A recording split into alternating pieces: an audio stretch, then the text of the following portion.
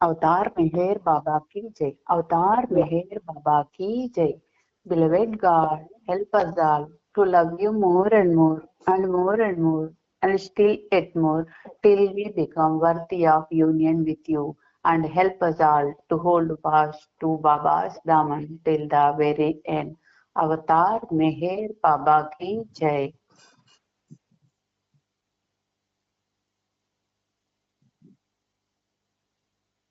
Meher aunty. గ్రహించవలసిన తీరులో గ్రహించి సదవగాహన చేసుకుని వాటిని మా జీవనములలో ఆపాదించుకుని నిజాయితీ నిర్మల ప్రేమతోడను వాటిని ఆచరించులాగిన మా అందరినీ ఆశీర్వదించు. అట్టి ఆచరణ జీవన శైలిలో జీవించినట్లు మా అందరినీ అనుగ్రహించు. అవతార్ మెహర్ బాబాకి జై. అందరికీ ప్రేమపూర్వక జై బాబాలు. ఈ రోజు కూడా మెహర్ ప్రభు ఆయనతో రాజ్యవనం చేసుకోవడానికి అనుమతి ఇచ్చారు. ఆ పరమ పావనునికి, ఆ పురుషోత్తమునికి, ఆ జగన్నాథునికి మనందరి తరపున శత సహస్ర కోటి పాదాభివందనాలు సమర్పిస్తూ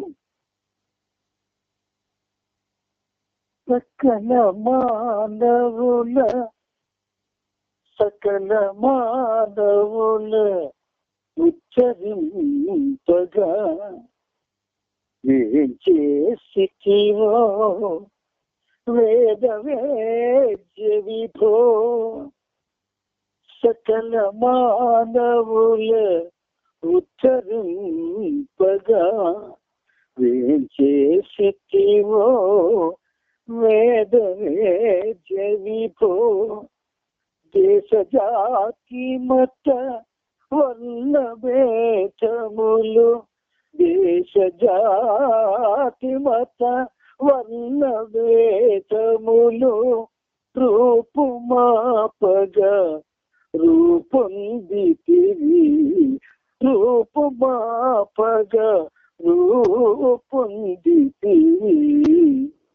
బాబా జై, బాబా జై, బాబా జై, బాబా జై, బాబా జై. మెహర్ జై,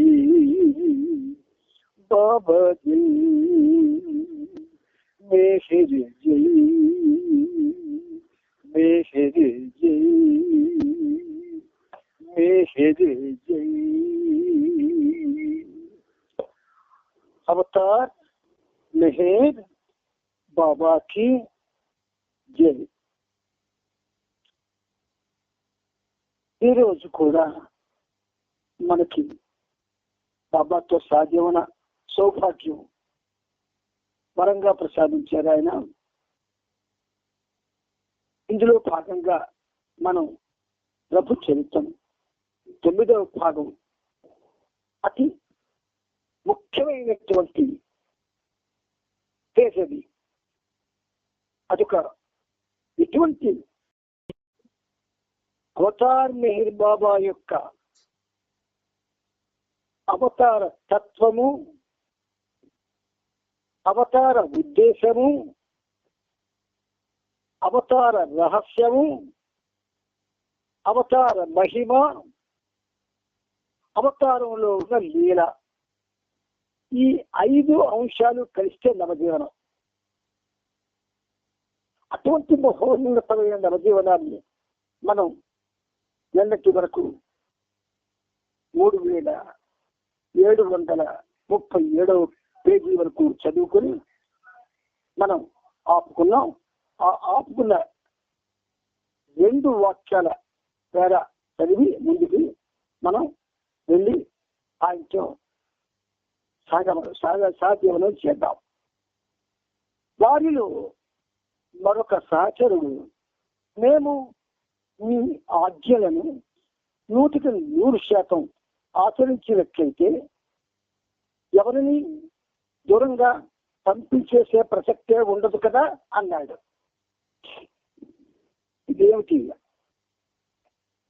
ప్రేమించేవాడి నిబంధన, కండిషన్, లేకపోతే ప్రేమించబడేవాడి లీల? సరే, ఏదో చూద్దాం ముందుకెళ్ళి. ప్రియ నేస్తమా, నా ఆజ్ఞలను నీవు ఏ విధంగా అమలు పరచాలని నేను ఆశిస్తున్నాను, ఆ విధంగా నీవు వాటిని 100% ఆచరించినట్లయితే అప్పుడు నీవే నాకు గురువు అవుతావు. Master, brain master. ఆ మాస్టర్ యొక్క ప్రేమ ఎంత ఉన్నతమో చూడండి. ప్రియ నేస్తమా, చెలికాడా, ప్రియమైన చెలికాడా, నా ఆజ్ఞలను నీవు ఏ విధంగా అమలు పరచాలని నేను ఆశిస్తున్నానో ఆ విధంగా నీవు వాటిని 100% ఆచరించినట్లయితే అప్పుడు నీవే నాకు గురువు అవుతావు. ఈ వాక్యాన్ని వేరేగా ఒక పేపర్ మీద రాసుకొని ఇంట్లో బాబా ఫోటో కింద అంటించుకోండి. బాబా యొక్క living avatar of the age, సతీవుడైనటువంటి అవతార పురుషుని యొక్క ఈ వాక్యం మనందరికీ శిరోధార్యం, మించి అదృష్టం. ఆయన ఏ ఆజ్ఞలను అయితే జారీ చేస్తున్నారు, ఇంతవరకు జారీ చేసి ఉన్నారు, అది ఏ విధంగా అమలు పరచాలని నేను ఆశిస్తున్నాను. మనకేం తెలుసును? ఆయన ఏమిటి ఆశిస్తున్నాడు? ఆయన అప్పుడు ఇప్పుడు ఎప్పుడు ఒక్కటే ఆశిస్తున్నాడు, ప్రేమ, స్వచ్ఛమైన ప్రేమ. ఆ స్వచ్ఛమైనటువంటి ఆ ప్రేమతో 100% ఆచరించినట్లయితే చాలా కష్టం, చాలా చాలా చాలా కష్టం. కానీ ఎంత చాలా చాలా చాలా కష్టం, అంత సులభం అంకితం అయిపోయిన వాళ్ళకి. ఒక ఉదాహరణ చెప్తాను మీకు. ఇప్పుడు అంటే వివాహం అయిన తర్వాత స్త్రీలంతా కూడా భర్తనే దైవంగా భావించేవాడు. ఇది త్రేతాయుగం నుంచి కూడా జరుగుతున్న విషయం. భర్తను దేవునిగా భావిస్తారు. పతి దేవుడు అని దానికి పేరు పెట్టారు. వాళ్ళు కించిత్ కూడా ఆ రోజుల్లో, ఆ యుగాల్లో భర్త మాటకి ఎదురు చెప్పేవారు కారు, జవదాపేవారు కారు. శిరస్సు వంచి ఆయన చెప్పిన దానికంటే ఎక్కువగా జీవించేవారు, వాళ్ళకు సంతోషపరిచే విధంగా. అందుచేత వాళ్ళు పతివ్రతలు అనిపించుకున్నారు. ఈ రోజుల్లో అటువంటి వాళ్ళు ఎందరు ఉన్నారో బాబాకే తెలియాల. కానీ ఉంటారు, ఖచ్చితంగా ఉంటారు. వాళ్ళే కానీ లేకపోతే ఏనాడు ఈ భూమి నాశనం అయిపోను. భూదేవితో పాటు అటువంటి మహా ఇల్లాళ్ళు ఈ పృథివికి వాళ్ళ యొక్క పతి ఆరాధనతో మేలు చేస్తూ ఉన్నారు. ఇక్కడ మనకి సర్వము మెహర్ బాబాయే. ఆయనే తల్లి, ఆయనే తండ్రి, ఆయనే సోదరుడు, ఆయనే సోదరి, ఆయనే బంధువు, ఆయనే గురువు, ఆయనే సర్వమై ఉన్నారు మనకి. ఈ భావన తెచ్చుకుందామంటే రాదు. ప్రయత్నిద్దామంటే రాదు.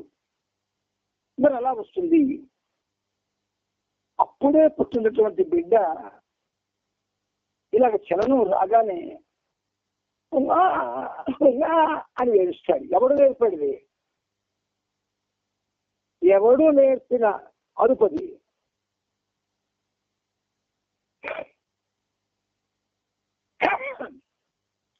భగవత్ ప్రేమ యొక్క మొట్టమొదటి నాదం అది.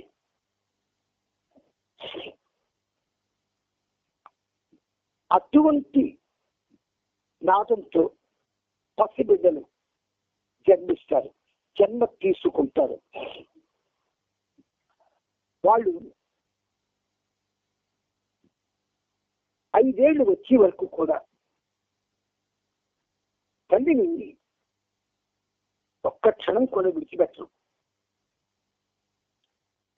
10 ఏళ్ల వరకు కూడా విడిచిపెట్టిన వాళ్ళు ఉన్నారు. కానీ 7 ఏళ్ళు దాటిన తర్వాత వాళ్ళల్లో ఏ చైతన్యం అయితే పొదగా పడిందో ఆ చైతన్యం కొంచెం దాంట్లో చలనం వస్తుంది. అప్పుడు వాడు కొంచెం మంచి చెడు తెలుసుకుంటాడు. ఆ తెలుసుకోవడం ఎలా తెలుసుకుంటాడు? వాడి తత్వాన్ని బట్టి తెలుసుకుంటాడు. వాడిలో ఏ క్యారెక్టర్ అయితే పొదగబడిందో దాన్ని బట్టి తెలుసుకుంటాడు.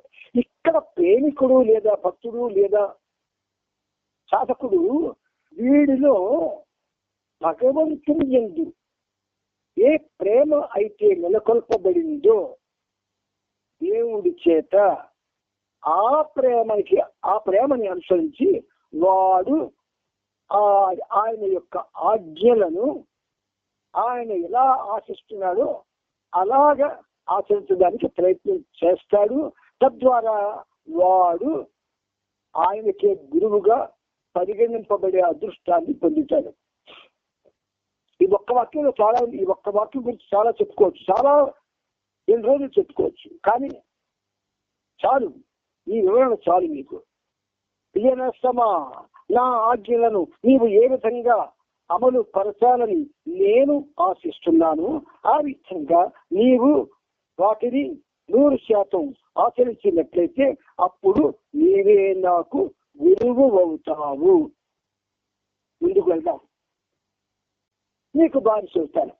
అబ్బబ్బబ్బబ్బబ్బబ్బా, ఎంత ఉన్నతంగా చెప్పాడండి ఆయన. ఆయనకి ఏటిచ్చి రుణం తెచ్చుకుంటాం? ఆజ్ఞల్ని చూచా తప్పక ఆయనలాగా ఆశిస్తున్నాడు. అలా చేస్తే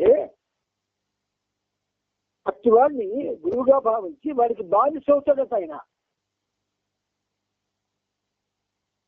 ఈ పేర ఈ 3737 పేజీలో ఉంది.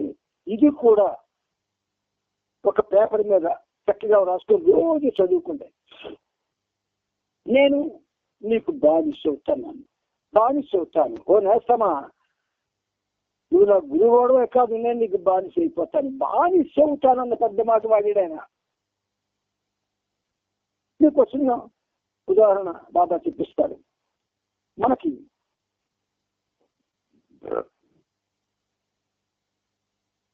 ఒక సినిమాలో ఒక భక్తుడిని చూపిస్తారు. వాడు కుమ్మరివాడు, కుండలు చేసి బ్రతుకుతాడు, కుండలు చేసుకొని. కానీ ఈ కుండలు చేయడం నిత్య ప్రవృత్తి కాదు, కొత్త కోటి కోసం చేస్తున్నటువంటి ఒక వ్యాపకం. కానీ ఆయన అసలైనటువంటి వ్యాపకం ఏంటంటే నిరంతరం విప్పడితో గడపడం.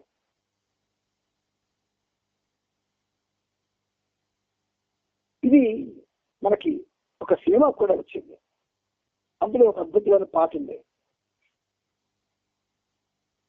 విఠల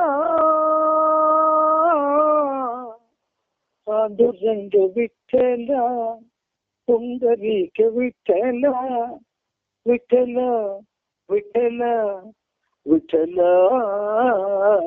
నువ్వెవరయ్యా నేనెవరయ్యా నువ్వెవరయ్యా నేనెవరయ్యా, నువ్వు నేను ఒకటేనయ్యా. ఎంత బాగా సినిమా కవులు కూడా వాళ్ళ హృదయాల్లో ఒక్కొక్కసారి భగవంతుడు తాండవిస్తాడేమో. నువ్వెవరు నేనెవరు, you and I are not we but one, ఒకటేనయ్యా. ఆ పల్లవి ఎంత బాగా రాశారు చూడండి.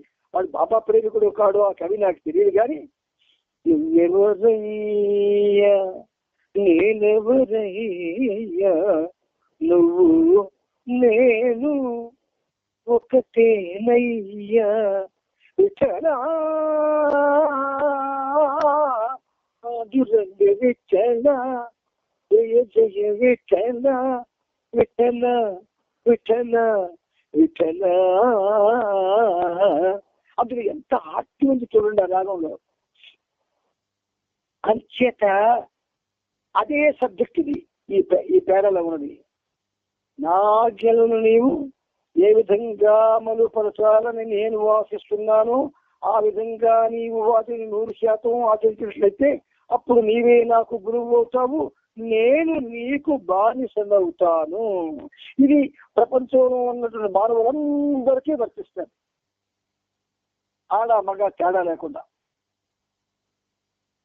నేను మిమ్మల్ని నా నుండి దూరంగా, ఇప్పుడు సబ్జెక్ట్లోకి వచ్చాడు ఆయన, నా నుండి దూరంగా పంపించేస్తానని మీ మనసుల్లో కలిగిన భ్రమలను పూర్తిగా తుడిచివేయండి.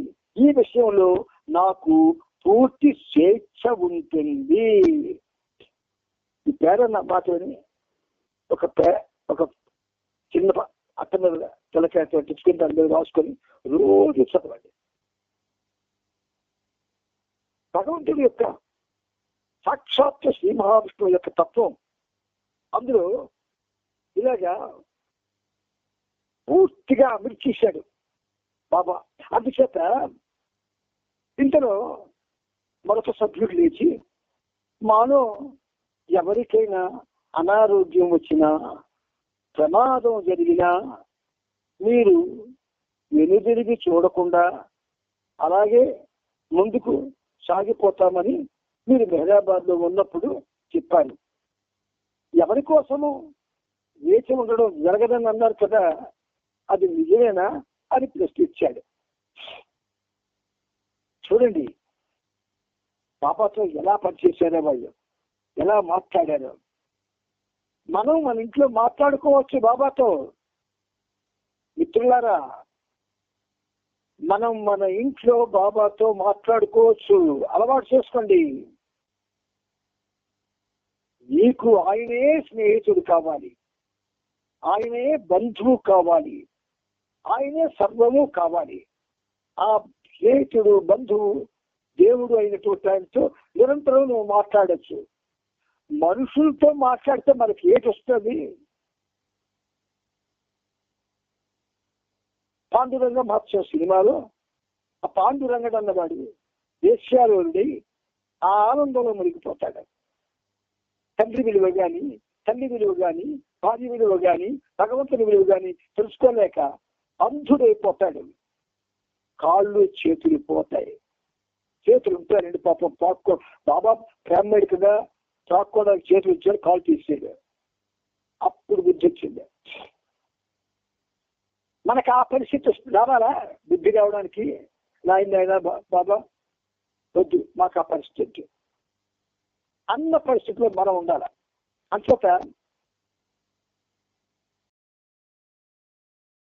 అన్నారు, ఆరోగ్యం దృఢత్వం విషయంలో నేను కూడా మీ అందరితో సమానమే.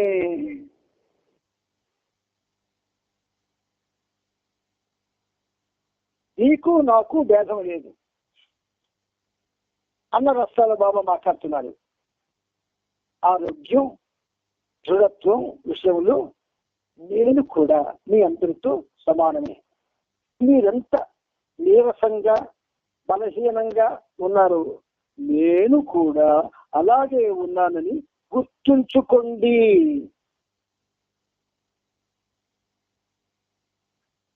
ప్రసాద్ బంగ్లా బయట ఒకసారి బాబా చిన్న పన్నుల డ్రాయర్తో దాని యొక్క తాడు ఏలబడుతూ ఉండగా నిలబడి ఉన్నారు.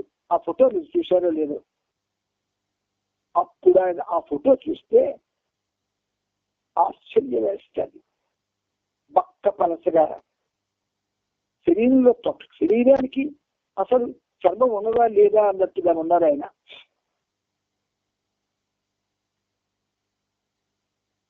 అంటే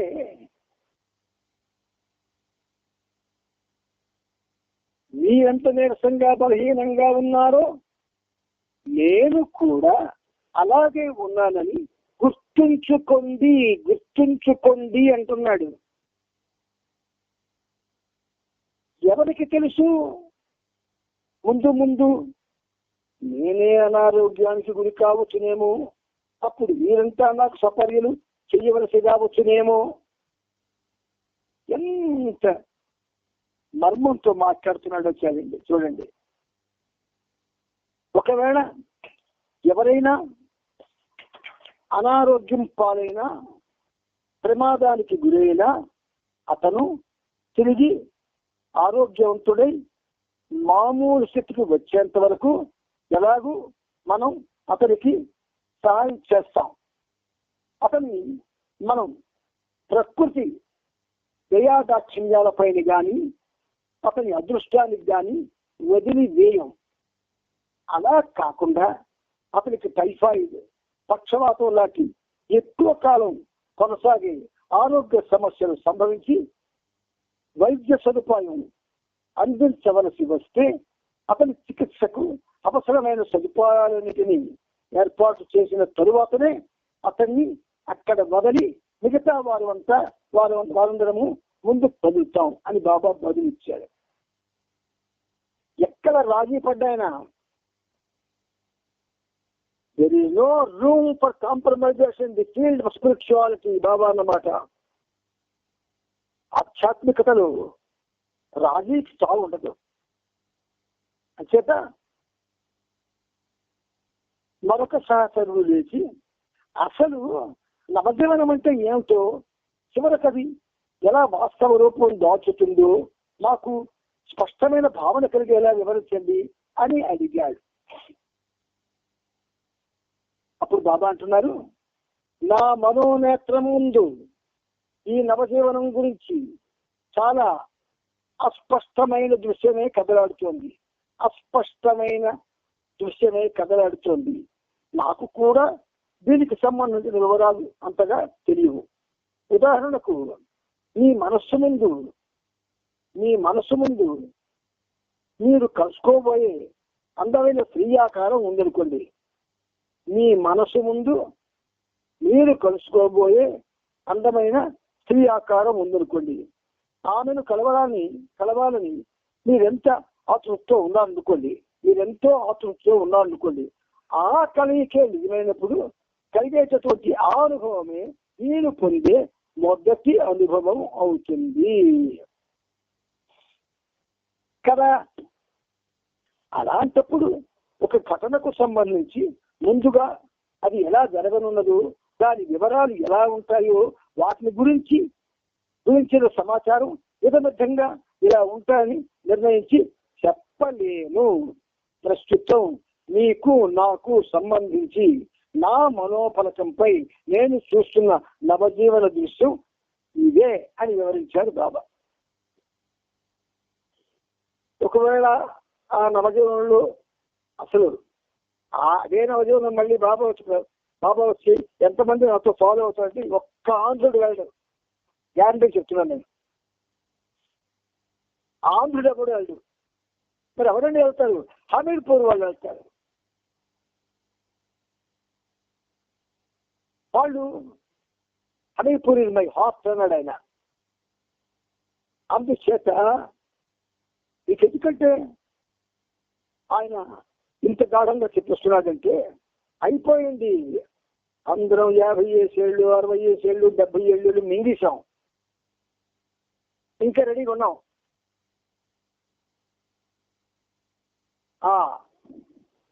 వాడిని ఏమంటారు? యముడు. ఎవడి కోసం వెయిట్ చేస్తున్నావు? ఎవడి కోసం వెయిట్ చేస్తున్న వాళ్ళని ఇవన్నీ ఎలా చేస్తాం? కానీ గుర్తించుకోండి, బాబా మాటల్లో చాలా చాలా ఉన్నతమైనటువంటి అర్థాలు స్ఫురిస్తాయి. ఒక గీతంలో మనం ఎన్నో విషయాలు తెలుసుకోవచ్చు. కానీ పాట వరకే పరిమితమై, పాడడానికే పరిమితమై, పాడి ఇష్టాం అందరూ పొగిడారు చాలు అనుకున్న వాడికి ఏమీ తెలియదు. నవజీవనం అంటే నవ అంటే నూతన అని అర్థం, కొత్త అని అర్థం. అదేమిటో ఎవరికి తెలుస్తుంది? ఆయన తప్ప. అందుచేత ఇలాంటి నవజీవనాన్ని ఇంతకు ముందు గత చరిత్రలో ఎవరైనా చేశారా? వెనక్కెళ్దాం. పూర్ణావతారాలు శ్రీరామచంద్రుడు నవజీవనం చేశాడా?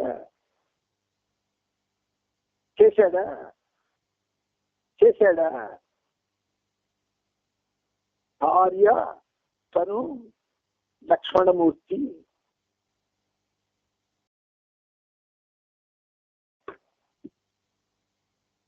they were preordained in Ramayana.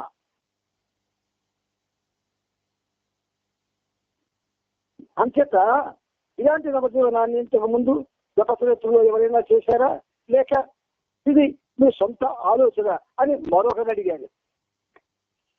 నాకు తెలియదు కనుక ఇంతకంటే ఎక్కువ ఇంకేమీ చెప్పలేను.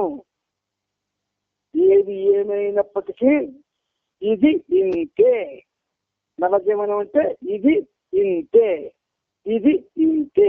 మీరంతా నాతోనే ప్రయాణిస్తూ కడవరకు నాతోనే కలిసి ఉండాలని కోరుతున్నాను. నాతోనే ప్రయాణిస్తూ కడవరకు నాతోనే కలిసి ఉండాలని కోరుతున్నాను. ఒక గీతం ఉంది, బాబా రాసింది చాలా కాలం కిందట.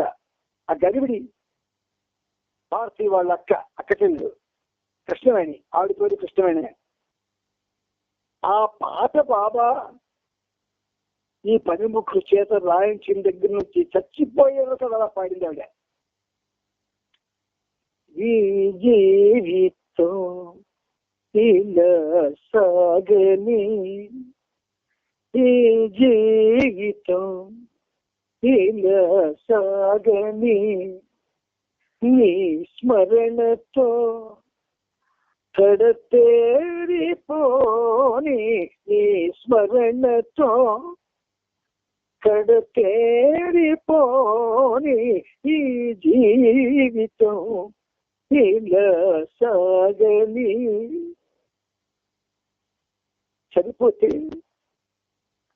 చనిపోక ముందు కొద్ది రోజుల ముందు వెళితే నన్ను శ్రీను అనిపించింది. శ్రీను ఎంత ఆప్యాయత, అంత ఆప్యాయత. శ్రీను పాడలేకపోతున్నాను, నేను పాడుకోలేకపోతున్నాను, ఆ పాట పాడవా అని అడిగింది. నా కళ్ళ నీళ్ళు వచ్చేసాయి. ఎంత ప్రేమ మనకి నింపాడు అనుకున్నారు ఆయన. అంత ప్రేమను మనం పంచుకోవడం లేదు.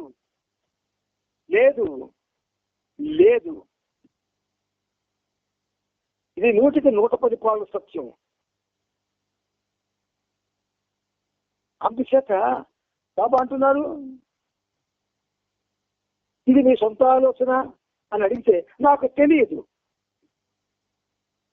సాక్షాత్తు శ్రీ మహావిష్ణువు ఆ రూపంలో ఉండి ఏమంటున్నాడు ఆయన నాకు తెలియదు. కనుక ఇంతకంటే ఎక్కువ ఇంకేమీ చెప్పలేను. ఇది ఏమైనప్పటికీ ఇది ఇంతే.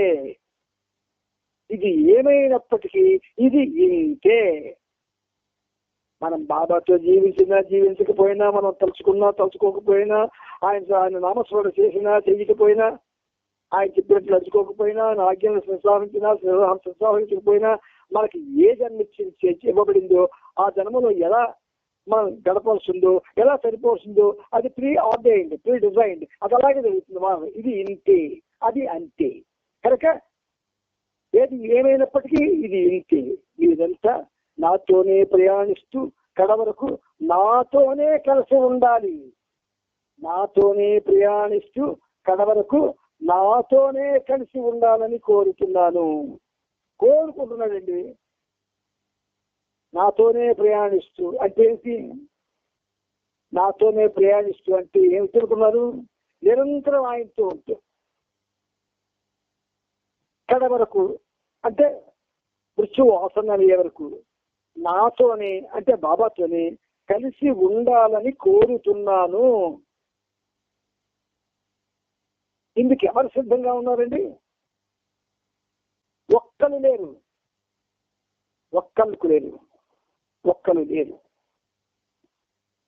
ఒకవేళ మీరెవ్వరూ నాతో రాకపోయినా నేనొక్కడినే వెళ్తాను.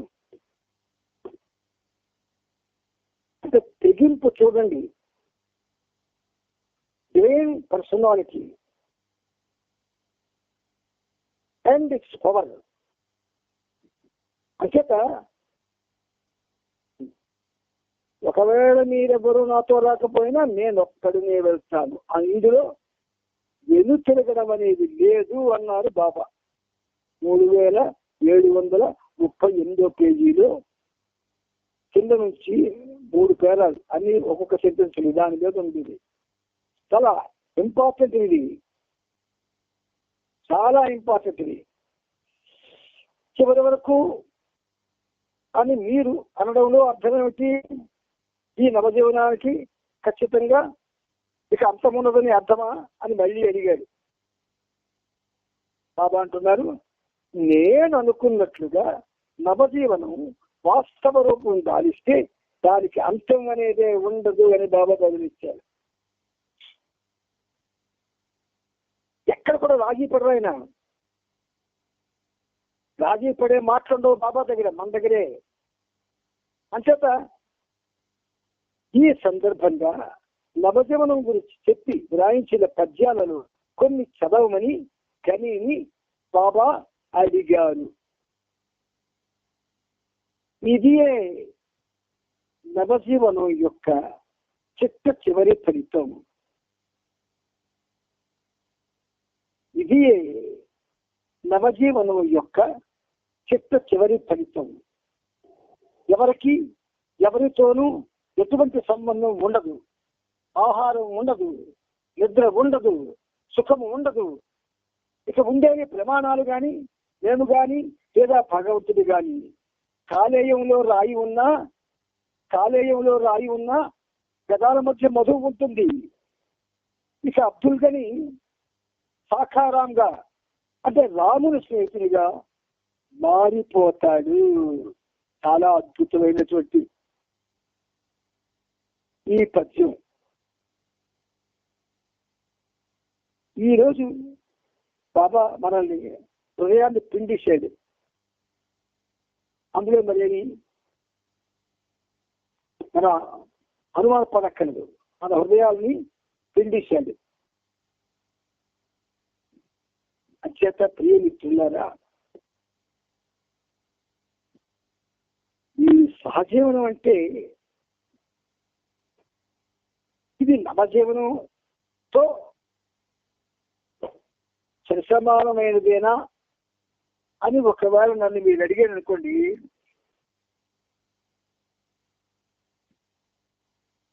బాబాతో నిరంతరం ఉండేవారికి వారికి నవజీవనంతో సమానమే. బాబాతో నిరంతరం ఉండని వాళ్ళకి ఇది ఏమీ కాదు. సహజీవనం కానీ నవజీవనం కానీ ఏమీ కావు. సరే, చిన్న గ్యాప్.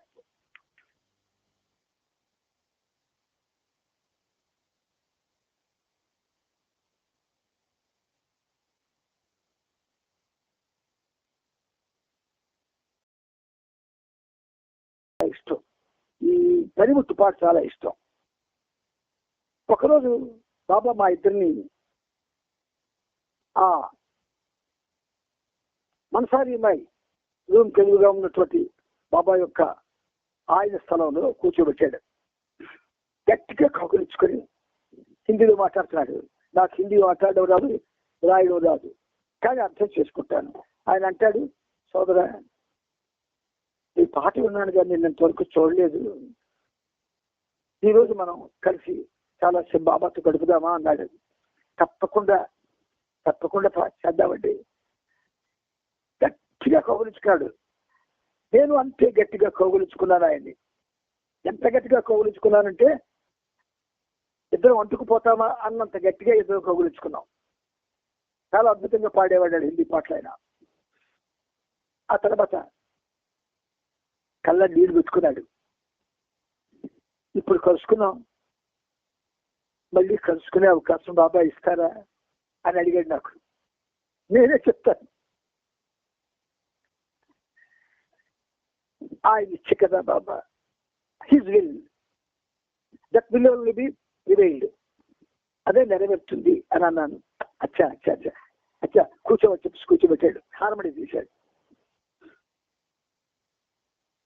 ఓ పాట పాడాడు. అది మీరంతా వినే ఉంటారు. చూను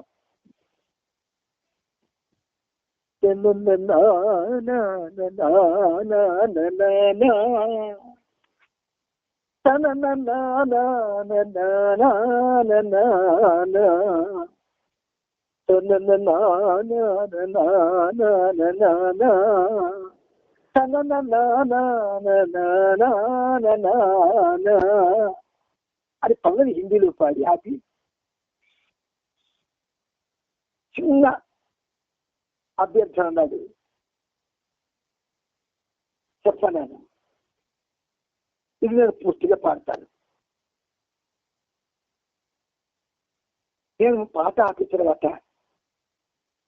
ఈ పాట మీద ఒక తెలుగు పాట మీద వీలైతే నేను పాట ప్రారంభించి ఆపి లోపుని మీరు పాట రాసిస్తే చాలా సంతోషిస్తాను. అది బాబా ఇచ్చిన దానికి భావిస్తున్నాడు. ఆయనకి తెలుగు పాడలేడు, ఆయన మంచి పేరు, అయితే రాజా అనేది వస్తుంది. అయితే బాబా ఇచ్చా సరే అని పేపరు పుస్తకం తీసుకున్నాను. ఈ సంఘటన జరిగినప్పుడు అక్కడ చాలా మంది ఉన్నారు. గొప్ప కుతూహలంతో కూర్చున్నారు చుట్టూ. ఆయన పాడినప్పుడే రాసేస్తాడా, పాడిన తర్వాత రాస్తాడా, కొత్త ట్యూన్ కదా, నాకు తెలియని ట్యూను. సరే ఇలాంటి చాలాసార్లు జరిగాయి. అయితే అప్పుడు బాబా ఏం చేశారు, నేను మరొక మాట చెప్తున్నాను భయ్యా, నీకు నువ్వు మళ్ళీ పాడమంటే పాడతాను అన్నాడు. బహుశా అవసరం రాదేమో అన్నాను. అచ్చా అని పాడాడు. ఆయన ఎంత అద్భుతంగా పాడేదంటే ఇప్పటికీ ఆ గానం నా చెవిలో నాకు పనిచేయదు ఒక చెవు, కానీ అప్పుడు 2 చెవులు పనిచేస్తున్నాయి. 2 చెవుల్లో కూడా నిక్షిప్తం అయిపోయింది ఆ గానం. అప్పుడు బాబా ఏదైతే పాట రాయించాడో అది తీశాడు, బాబా తీశాడు, ఇది చెప్పు అని. సరే పల్లవి మనం అంటే పాట నేను పాడేస్తాను, రికార్డు చేసుకోండి. ఆ తర్వాత మనం అర్థంలో కలుద్దాం. అవసరమైతే రేపు కూడా కంటిన్యూ చేసుకుందాం.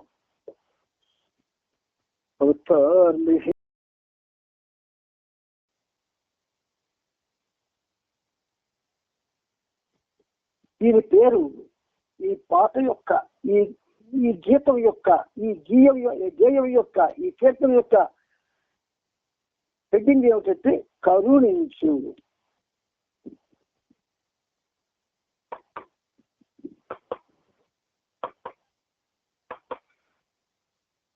నీవు నా తోడుకున్నంత వరకు రాదెప్పుడు ఏ లోటు నాకు. అహము నా వెంట కారాడుతున్నా, తాకనే లేదు విసుమంత నన్ను. నీవు నా తోడు ఉన్నంత వరకు రాదెప్పుడు ఏ లోటు నాకు. అహము నా వెంట కారాడుతున్నా, తాకనే లేదు ఇసుమంత నన్ను. లేరెవ్వరిలోన బాబా నన్ను ప్రేమించు నిజమైన వారు. రారు నా వెంట సిరులెన్ని ఉన్నా, రావు నా వెంట సిరులెన్ని ఉన్నా, రారు నా వెంట నాకున్నవారు. మెహరు అన్నాక మెహరు అన్నాక మెహరు అన్నాక నా ఊహలని నాకు తెలిసింది బాబా. మెహరు అన్నాక నా ఊహలని నాకు తెలిసింది బాబా.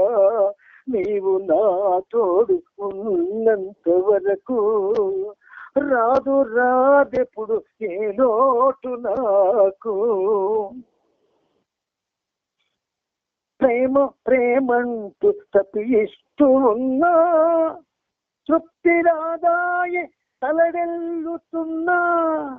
మెహరంటూ నిన్ను వేడుచున్నా, ఆటలాడేవు అల్లాడుతున్నా.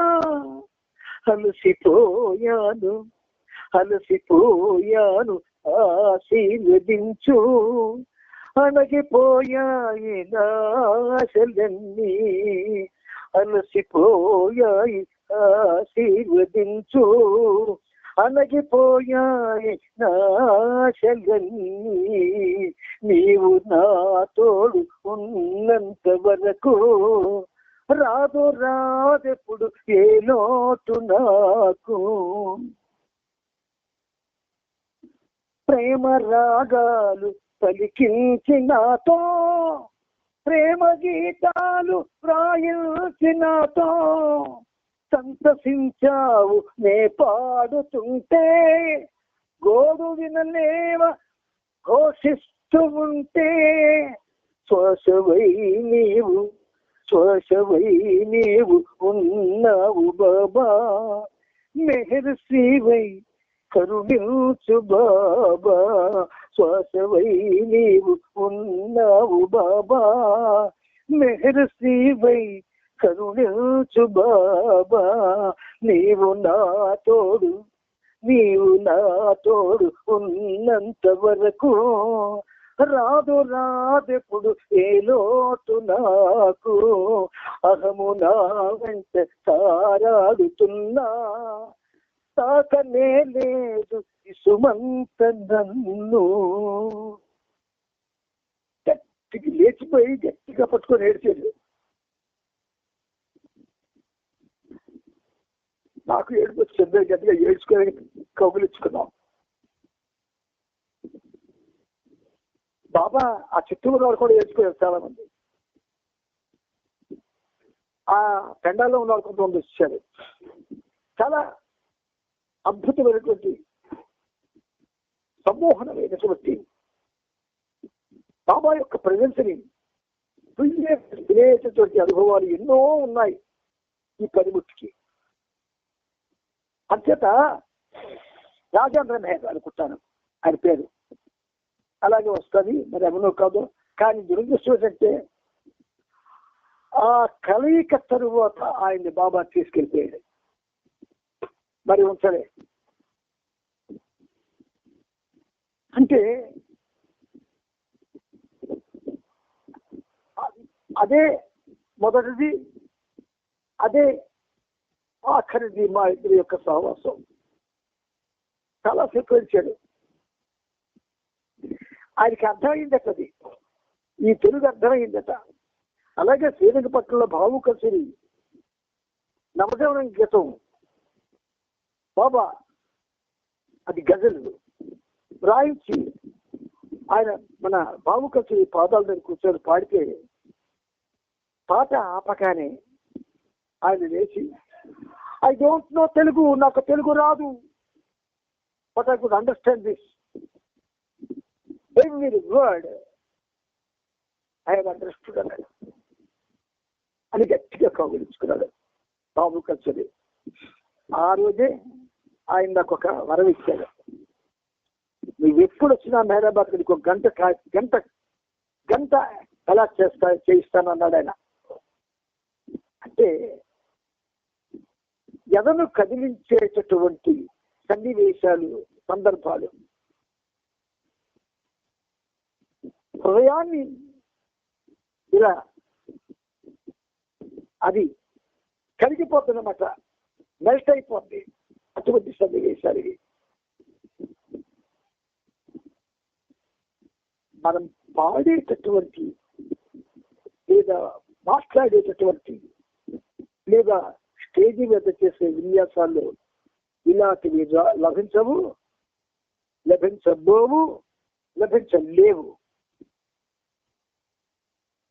సరే, ఇప్పుడు ఈ పాట యొక్క సాక్ష్యంలోకి ప్రయాణం చేద్దాం. నీవు నా తోడు ఉన్నంత వరకు రాదెప్పుడు ఏ లోటు నాకు.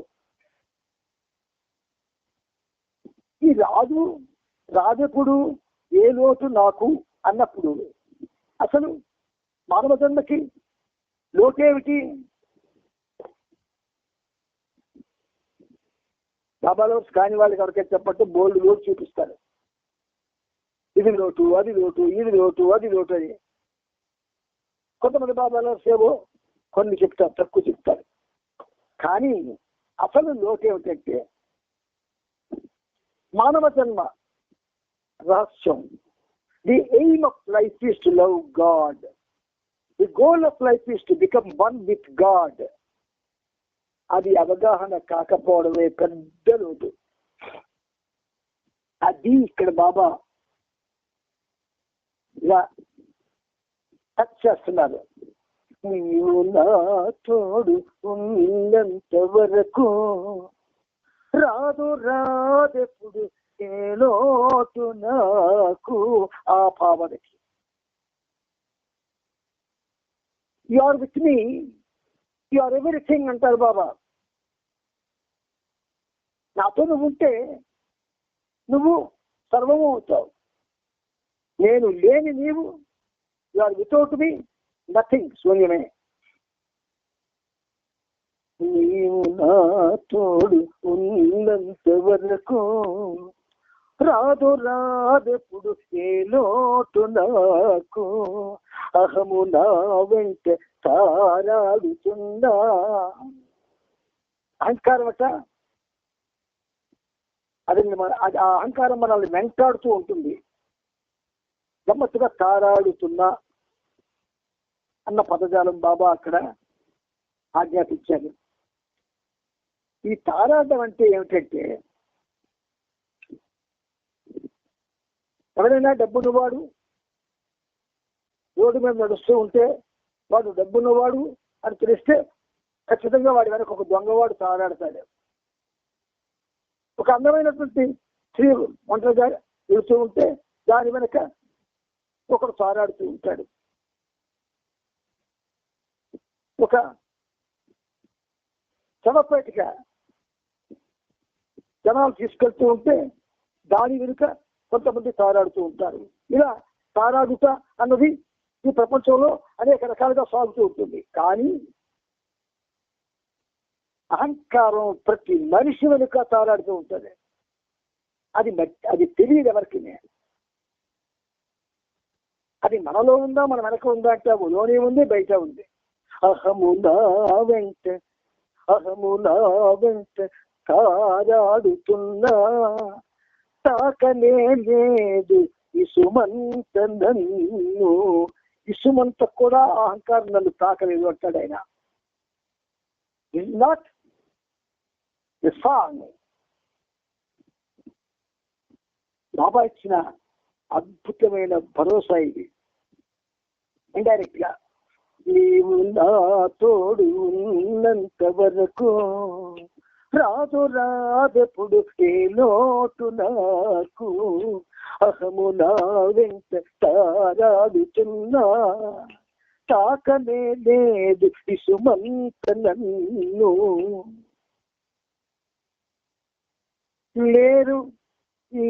లేరెవ్వరిలోన బాబా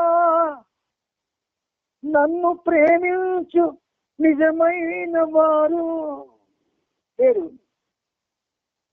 ఈ ప్రపంచంలో ఎవ్వరూ లేరు బాబా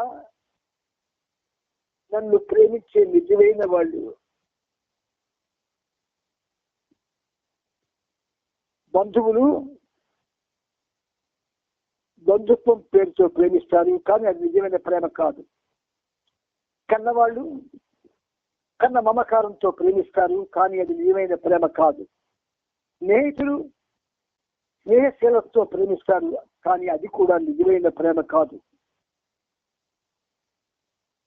అంతా సందర్భానుసారంగా ప్రేమిస్తూ ఉంటారు. మరి సందర్భాలతో పని లేకుండా మనల్ని ప్రేమించేవాడు ఒక్కడే ఉన్నాడు, మన మెహర్ బాబా. నిరంతరం మనల్ని ప్రేమిస్తూ ఉంటారు, అనుక్షణం ప్రేమిస్తూ ఉంటారు, ప్రతి సెకండ్ కూడా నీ కోసం ఆలోచిస్తూ ఉంటారు. ప్రతి సెకండ్ మనం మాత్రం ఆయన కోసం ఆలోచిస్తాం.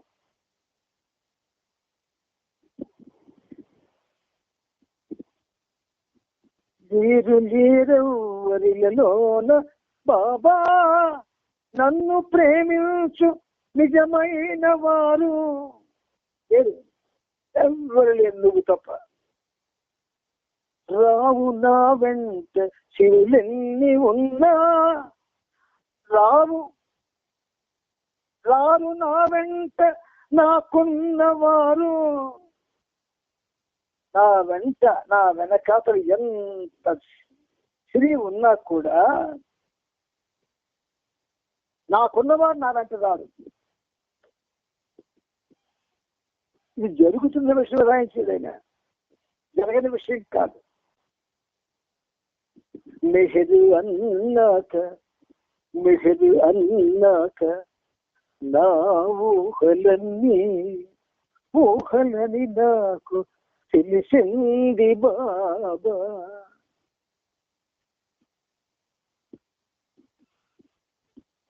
24 గంటల కాలాన్ని బాబాతో గడిపిన తృప్తి తీరదు. ఎందుకంటే ఆయన సర్వోన్నతుడు. ఒకవేళ ఎవరైనా ఒక ప్రేమికుడు మరే పని పెట్టుకోకుండా బాబా నామం చేస్తూ బాబా గురించి ఆలోచిస్తూ బాబాకు సంబంధించిన పనులు చేస్తూ చేద్దామని ప్రయత్నం చేసినా ఆయన సక్సెస్ కాలేదు. ఎందుచేత అంటే ఆయన నామం చేస్తేనే మనం ఏం చేసినా అది ఫలిస్తూ ఉంటుంది. చరిత్రలో ఒకడు ఉన్నాడు, నారాయణ నారాయణ నారాయణ నారాయణ నారాయణ అని శ్రీమన్నారాయణమూర్తి నామం చేస్తుంటాడు. మరింకొకడు ఉన్నాడు, శ్రీరామ శ్రీరామ శ్రీరామ శ్రీరామ శ్రీరామ, నిరంతరం ఆ నామం సాగుతూ ఉంటుంది. అంటే ఎందుకు ఆ క్యారెక్టర్స్ మనకి పరిచయం చేయబడ్డాయి? సరదాగా వినేసి నవ్వుకొని ఉండడానిక? అసలు ఆయన పేరు తల్లిదండ్రులు పెట్టింది మెహర్బాన్ షెరియార్జీ ఇరానీ. గోముగా పుట్టినటువంటి పేరు మేరోగ్. ఇది భౌతికంగా ఇవ్వబడిన పేర్లు. మరి మెహర్ బాబా అన్న పేరు ఎక్కడి నుంచి వచ్చింది? ఆ సయ్యద్ సాహెబ్ అనేటువంటి ఒక ముస్లిం ఆయనకి ఆ పేరు పెట్టేదండి అని పిలకపలకులు పలుకుతాం. ఎవడా సయ్యద్ సాహెబ్? ఎవడా సయ్యద్ సాహెబా? ఎవరి యొక్క ప్రేరణ వల్ల వాడు అలా పేరు పెట్టగలిగాడు?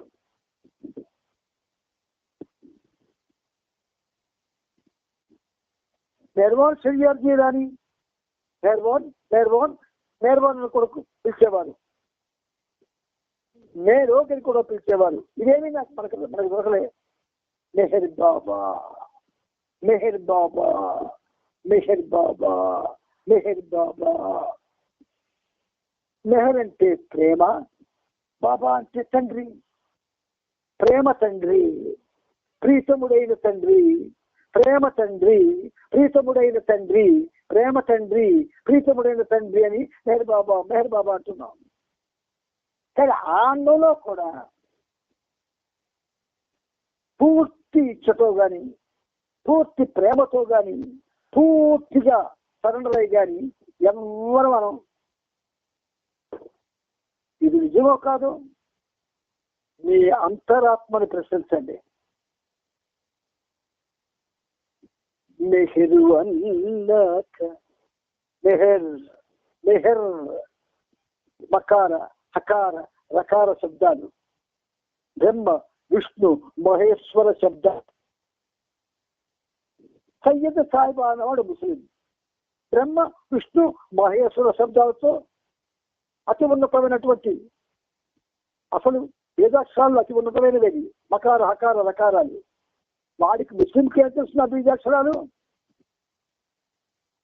72 బీజాక్షరాల్లో అతి ఉన్నతమైనవి 3 బీజాక్షరాలు. అటువంటివి తెలుసుకున్నాడు ఆయన మెహర్ బాబా అని పేరు పెట్టాడా? కాదే. ఎవరి ఇచ్చ? ఈయన ఇచ్చ. మరి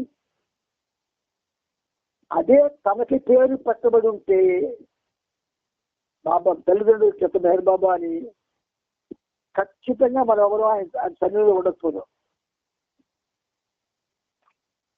ఈ రహస్యాలు బాబా తెలియజేసేస్తున్నాడు. ఇవన్నీ రహస్యాలు, డివైన్ సీక్రెట్స్. ఏదో చేసేస్తున్నాం, ఏదో పొందేస్తున్నాం, ఏదో అయిపోతున్నాం, మా వల్ల ఇంత అయిపోతుంది, నేను ఎంత చేసే. ఒకరోజు సహవాసకి వస్తే ఏదో గొప్ప అయిపోతాం. ఒక 4 సహవాసాలు కట్టే ఇంకా గొప్ప అయిపోతాం.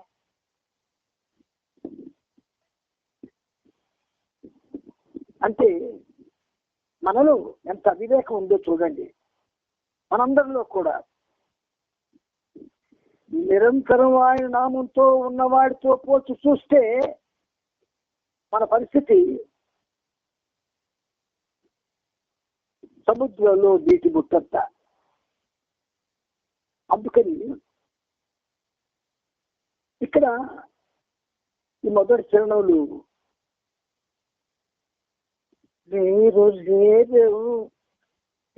వచ్చేది శృతి పద్ధతి, శృతి కొంచెం నచ్చేది, కానీ మీకు అలా వినిపిస్తేనే బాగుంటుంది. లేరు లేరులోన బాబా నన్ను ప్రేమించు నిజమైన వారు. తల్లిదండ్రులు కూడా బిడ్డల్ని బాబా ప్రేమించేటట్టు ప్రేమించలేరు. బాబా ప్రేమలో స్వార్థం ఉండదు.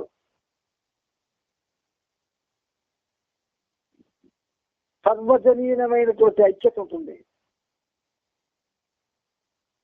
నిన్ను ఆయన నామస్మరణ చేసుకోవడంలో ఉద్దేశం ఏంటంటే, నువ్వు కానీ నిరంతరం ఆయన నామస్మరణలో ఉంటే, నీతో ఆయన ఉంటే, నీ దగ్గరకు వచ్చిన వాళ్ళందరికీ కూడా ఆయనకు కూడా పరిచయం అవుతాడు.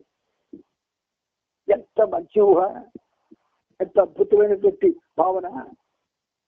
అందుచేత ప్రియమిత్రులారా, ఈ కరుణించేటటువంటి ఈ గేయాన్ని మళ్ళీ మనం రేపు కంటిన్యూ చేసుకుందాం. అంతవరకు అందరికీ కూడా ప్రేమపూర్వక జై బాబాలు, జై బాబాలు, జై బాబాలు.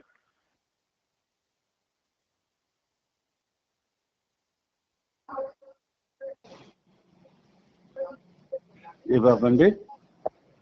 అవతార్ అవతార్ మెహర్ మెహర్. బాబా.